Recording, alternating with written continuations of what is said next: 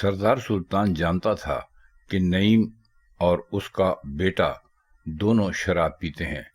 سردار سلطان کو شراب سے شدید نفرت تھی، لیکن اس کی وجہ یہ نہیں تھی کہ وہ شراب پینا گناہ وغیرہ خیال کرتا تھا۔ ایک بار ایک پارٹی میں جو اس کے یار سردار فلک شیر نے اپنے فارم ہاؤس میں منعقد کی تھی، کسی بیوروکریٹ کی بیوی نے اس سے ایک بھیانک مذاق کیا تھا اور اسے پول میں دھکا دے دیا تھا۔ وہ نشے میں تھا، اس لیے سنبھلنے سے پہلے بہت سا پانی اس کے اندر چلا گیا تھا اور اگلے 4 دن اسے ہسپتال میں گزارنے پڑے تھے۔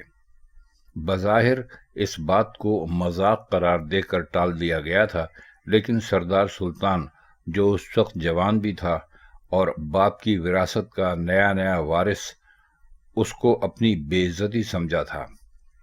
اس نے 6 مہینے کی محنت کے بعد بیوروکریٹ کی بیوی کو شیشے میں اتار لیا اور پھر رات گئے اسے نہر کے کنارے لے جا کر اتنی شراب پلائی کہ وہ اپنے حواسوں سے بیگانہ ہو گئی۔ جب سردار سلطان نے اس کے کپڑے اتروا کے اسے نہر میں دھکیل دیا تھا۔ وہ تیرنا جانتی تھی، لیکن نشہ اس کے حواس سلب کیے ہوئے تھا۔ وہ کئی بار ڈوبی اور ابھری، تب سردار سلطان نے اسے نہر سے نکالا تھا۔ جیپ میں بیٹھی عورت نے سردار سلطان کو ماں بہن کی ننگی گالیاں بھی دی تھیں، لیکن سردار سلطان نے برا نہیں مانا تھا کہ وہ اپنا بدلہ لے چکا تھا، اور بدلہ لینے میں کہیں نہ کہیں تو تکلیف ہوتی ہی ہے۔ اس ادلنگی بھیگی ہوئی عورت کو ٹھنڈ سے کانپتے دیکھ کر سردار سلطان کو بڑا سکون ملا تھا۔ دوسرے دن اس بات کو بھی مذاق میں ٹال دیا گیا تھا۔ بیوروکریٹ بیوی کے کہنے پر سلطان کے خلاف کچھ کرنا چاہتا تھا، لیکن ان دنوں صوبے کا چیف سیکریٹری سردار سلطان کا یار تھا، اس لیے سردار سلطان کا تو کچھ نہ بگڑا، بیوروکریٹ کا تبادلہ ہو گیا۔ اس دن کے بعد سے سردار سلطان نے شراب نوشی ترک کر دی تھی۔ اپنی اولاد پہ تو اس کا زور نہیں چلتا تھا، یا پھر وہ شراب نوشی اپنی کلاس کا حق سمجھتا تھا، لیکن اگر اسے اپنے ملازمین میں سے کسی کے بارے میں شراب پینے کی اطلاع ملتی تھی تو اپنے سامنے اس کی شلوار اتروا کر 10-20 جوتے لگوایا کرتا تھا۔ بھنگ، چرس، گانجا پینے پر البتہ اسے کوئی اعتراض نہیں تھا۔ سردار نعیم اس وقت اپنے کمرے میں تنہا تھا اور ادھ بھرا گلاس اس کے ہاتھ میں تھا۔ وہ کھڑکی کے قریب کھڑا تھا۔ آج کی شام اپنے دادا سے ہونے والی ملاقات میں اسے دادا نے 2 خوشخبریاں دی تھیں۔ وہ نہر پار والی ساری زمین پر ایک عظیم الشان فارم ہاؤس بنا رہا تھا، اور یہ کام نعیم کو اپنے ہاتھوں سے کرنا تھا، اور یہ فارم وہ نعیم کے نام، نعیم کی سائرہ سے شادی کے فوراً بعد کر دینا چاہتا تھا۔ یہ 350 ایکڑ وہ زمین تھی جو سائرہ کی ماں زبیدہ اپنے ساتھ جہیز میں لائی تھی اور جو سائرہ کو ہی ملنی تھی۔ دوسری خوشخبری اس کا سائرہ سے نکاح تھا۔ سائرہ ہمیشہ سے اسے اچھی لگتی تھی، محبت کا اسے پتہ نہیں تھا۔ وہ جب بھی سائرہ کو سوچتا، اسے سائرہ کا نسبتاً ڈھیلے لباس میں چھلکتا بدن ہی دکھائی دیتا۔ وہ جانتا تھا کہ سائرہ اسے پسند نہیں کرتی، لیکن جیسا کہ اس کا دادا کہا کرتا تھا کہ عورت کو سونے کی زنجیر سے باندھو یا لوہے کی، وہ اس بھینس کی طرح ہوتی ہے جس نے دودھ دینا ہوتا ہے اور کٹے کٹیاں پیدا کرنے ہوتی ہیں۔ نعیم کو دادا کا فارمولہ بالکل ٹھیک لگتا تھا۔ وہ بالکل ایک جاگیردار کا انداز فکر رکھتا تھا۔ اس کی زندگی کے ہر پہلو کے حوالے سے اپنی ایک مخصوص اور ٹپیکل سوچ تھی۔ عورت سے لے کر مزاروں تک، زمین سے لے کر فصلوں تک، قتل کے مقدموں سے لے کر اغوا کروانے تک، سرکاری افسروں کو خوش رکھنے اور سیاسی حریفوں کو مات دینے سے لے کر ہر انتخاب کے موقع پر اسمبلی میں اپنی سیٹ برقرار رکھنے تک، وہ سبھی کچھ اسی انداز میں سوچتا تھا۔ اس کے خیال کے مطابق صرف اسی کے گھر کی عورتیں قابل تحریم تھی، ان پر نظر ڈالنے والے کی آنکھیں نکلوا دینا عین فرض تھا۔ وہ اس سلسلے میں ہر قسم کے استثناء کا حق رکھتا تھا۔ یہی وجہ تھی کہ وہ گاؤں کے کمیوں کی ایک لڑکی کے زنا بالجبر اور بعد ازاں قتل میں ملوث ہو گیا تھا، اور اس کے باپ اور دادا نے ایک جاگیردار کا حق سمجھ کر اس کی دامے در میں سخن مدد کی تھی اور اسے راتوں رات امریکہ بھگوا دیا تھا۔ اس وقت وہ گھونٹ گھونٹ کر کے وہ شراب پی رہا تھا جس کی چند بوتلیں اس نے راستے کے ایک ایئرپورٹ سے خریدی تھیں، اور اب اس کے پاس صرف 1.5 بوتل ہی باقی بچی تھی۔ وہ بیٹھا اور چند لمحوں کو امریکہ کی اس رنگین دنیا کے بارے میں سوچنے لگا جس میں اس نے ایک بھرپور وقت گزارا تھا۔ وہ وہاں اکیلا تھا، پیسے کی کمی نہیں تھی، اس لیے دوستوں کی بھی کمی نہیں تھی۔ یہاں سے جاتے وقت اسے صرف اتنا پتا تھا کہ ایک مرد اور ایک عورت کے درمیان ایک جنسی تعلق ہوتا ہے، اور بس۔ امریکہ جا کے اسے پتا چلا کہ جنس تو ایک ایسا جہان ہے جس کے وہ فقط دروازے پر ہی کھڑا رہا تھا۔ وہ بے محابہ اس جہان میں داخل ہو گیا۔ شروع میں اسے کراہیت بھی ہوئی اور اکائیاں بھی آئیں، لیکن وہ اس سمندر کے دوسرے کنارے کی تلاش میں جیسے جیسے آگے بڑھتا گیا، اس کو نئے نئے تجربے ہوتے گئے، ایسے تجربے جن میں کلیوں، پھولوں، رنگوں کی کوملتا نہیں، وحشت بھرے بگولوں کی چنگھاڑ تھی، ایسی چنگھاڑ جس سے محبت کے لمحات کے میٹھے درد کی لذیذ سسکیوں کا شعور نہیں، بلکہ چیختے چلاتے جذبوں کی کان پھاڑ دینے والی پکار تھی۔ پھر وہ واپس آ گیا، لیکن اسے اس سمندر کا دوسرا کنارہ نہیں مل سکا۔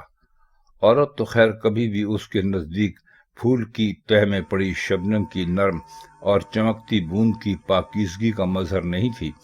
امریکہ میں اس جنس کی فراوانی نے اسے عورت کے حوالے سے کچھ پہلے اس سے اس کے تصور، یعنی سونے کی زنجیر سے باندھنے والی، رکھنے والی شے اور محض وارث پیدا کرنے والی مشین کو مزید جلا دے دی تھی۔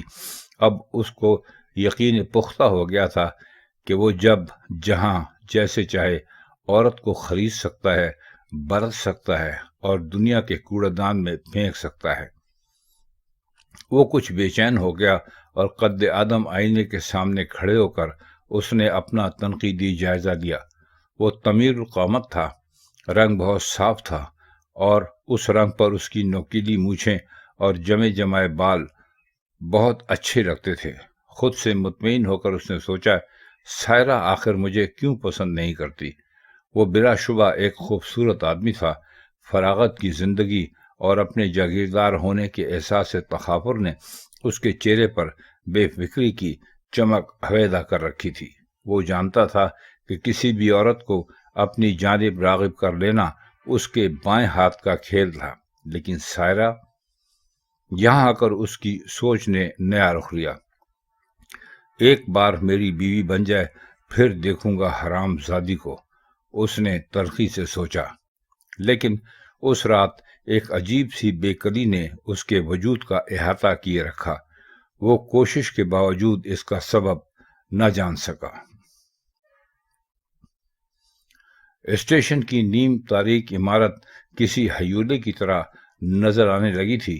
نورا لالا کا بوجھ اٹھائے یہاں تک تو آ گیا تھا، لیکن وہ فکر مند تھا۔ اگر منڈی وغیرہ نے واقعی انہیں پکڑنے کا ارادہ کر ہی لیا تھا تو پھر اسٹیشن پر ان پر نظر رکھنا کچھ مشکل نہیں تھا۔ چھوٹے سے ریلوے اسٹیشن کا ایک ہی پلیٹ فارم تھا، جہاں چند سنگی بینچیں تھیں اور چائے سگریٹ وغیرہ کے 2 کھوکھے۔ ایک کھوکھا رات میں بند ہو جاتا تھا۔ 2 قلی تھے جن میں سے ایک رات کے وقت ہوتا اور بھولے بھٹکے مسافروں کی دگنے تگنے معاوضے پر خدمت کیا کرتا تھا۔ گاڑیوں کے آنے جانے کے اوقات میں تھکا ہوا اسٹیشن ماسٹر کمرے سے بے دلی سے جھنڈی لہرا دیا کرتا تھا، اور بس۔ نورے نے لالا کو کمرے سے باہر اپنی کمر سے اتار کر طویل سانس لی۔ اس نے آنکھیں میچ کے اسٹیشن کے سامنے کسی جیپ کو دیکھنے کی کوشش کی، لیکن اسے کچھ دکھائی نہ دیا۔ لالا زمین پر بیٹھی تھی، نورے کی نسبت اس کے سانس ہموار تھے۔ پھر نورا اکڑوں لالا کے قریب بیٹھ گیا۔ اس کا جی ایک سگریٹ پینے کو مچل رہا تھا، لیکن وہ کسی قسم کا خطرہ مول نہیں لینا چاہتا تھا۔ چند لمحوں تک نورا لالا کے قریب بیٹھا رہا، پھر مسکرا کر اس نے لالا کا ہاتھ پکڑ کر دبایا۔ بے غم ہو جا، اب کوئی بھینچود ہمیں نہیں پکڑ سکتا۔ 10-15 منٹ میں گاڑی آ جائے گی، ٹکٹ خریدنے کا ٹائم نہیں ہے، جرمانہ بھر کے بنوا لیں گے۔ لالا نے نورے کی بات کو سمجھے بنا اسبات میں سر ہلا دیا۔ وہ اپنے گھر میں اس وقت ہونے والی کیفیت کے بارے میں سوچنے لگی۔ اسے حیرت تھی کہ اس کے نورے کے ساتھ فرار کا اتنی جلدی سب کو علم کیسے ہو گیا تھا۔ پھر روشنی کی ایک لہر ان دونوں سے گزر کر اسٹیشن کی عمارت پر پڑی۔ اس نے خوفزدہ ہو کر نورے کا ہاتھ پکڑ لیا۔ وہ دونوں اسٹیشن کی عمارت کے سامنے رکی جیپ اور اس میں سے اتر کر اسٹیشن کی عمارت میں داخل ہوتے آدمیوں کو بخوبی دیکھ سکتے تھے۔ لالا مانو پتھر کی ہو گئی۔ اب کیا ہوگا؟ اس نے سرسراتی آواز میں نورے سے پوچھا۔ نورا خود بھی پریشان تھا، لیکن پھر اس نے لالا کو تسلی دی۔ دیکھ، میں اس دفعہ اس گاڑی میں ہر 15-20 دن کے بعد بیٹھتا رہا ہوں۔ اس کے آگے کے 2-4 ڈبے اسٹیشن سے باہر رکتے ہیں، ہم وہیں سے بیٹھیں گے۔ ان کا باپ بھی ہمیں نہیں دیکھ سکے گا۔ لیکن لالا پھر بھی فکر مند تھی۔ سائرہ نے جس وقت مندری وغیرہ کی جیپ دیکھی تھی، اس نے اسی وقت ایک منصوبہ بنا لیا تھا، اور وہ اس وقت اسی منصوبے کے تحت اسٹیشن ماسٹر کے کمرے میں بیٹھی تھی۔ اس نے چادر اپنے چہرے سے اتارے بغیر اسٹیشن ماسٹر سے کہا تھا کہ اگر وہ ٹرین پر سوار ہونے میں اس کی مدد کرے تو وہ اسے 10,000 دے گی۔ 5,000 اس نے اسٹیشن ماسٹر کے سامنے رکھے تو وہ اس سے انکار نہ کر سکا۔ اسٹیشن ماسٹر کی کھلی باچھوں سے لالچ کی رال بہتی دیکھ کر وہ مطمئن ہو گئی۔ اسٹیشن ماسٹر نے اسے مزید مطمئن کر دیا کہ وہ خود اسے ٹرین میں سوار کرائے گا، اور اگر کسی نے پوچھا بھی تو کہہ دے گا کہ اس کے گھر کی سواری ہے۔ سائرہ کا اندازہ بالکل درست تھا۔ مندری اور تانا بے محابہ اسٹیشن ماسٹر کے کمرے میں آئے اور نورے اور لالا کا حلیہ بتا کر ان کے بارے میں پوچھنے لگے۔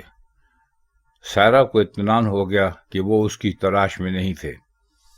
مندری نے ایک آدھ بار اس کی طرف دیکھا بھی تو اسٹیشن ماسٹر نے تلخی سے کہا، ادھر کیا دیکھ رہا ہے؟ میری بیٹی لاہور جا رہی ہے۔ اس پر مندری زور سے ہنسا اور ایک ہاتھ سینے پر رکھ کر بولا، اوے تیری بیٹی ہماری بہن ہے چاچا، آئیں گے وہ دونوں ضرور اس طرف، ہمارے پاس پکی رپورٹ ہے۔ گھبرایا ہوا اسٹیشن ماسٹر چاہتا تھا کہ جلد از جلد وہ دونوں یہاں سے دفع ہو جائیں، اس لیے اس نے تلخی سے کہا، نہ میں کیا کر سکتا ہوں اس سلسلے میں، میرا کام مفروروں کو پکڑنا تو نہیں ہے۔ تانا نے جاتے ہوئے اسٹیشن ماسٹر کو آنکھ ماری۔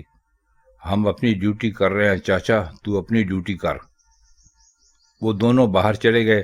اسٹیشن ماسٹر نے ہاتھ مل کر کہا، گاڑی 10 منٹ لیٹ ہے، پر تم پرواہ نہ کرو، اگر تمہیں میرا یقین ہو گیا ہو تو باقی کے پیسے دے دو۔ سائرہ نے ایک لفظ کہے بغیر باقی 5,000 اسٹیشن ماسٹر کے ہاتھ پہ رکھ دیے اور قدرے تیز لہجے میں بولی، یاد رکھنا، اگر تم نے میرے بارے میں زبان کھولی تو پھر میں تمہیں اپنے ہاتھ سے گولی ماروں گی۔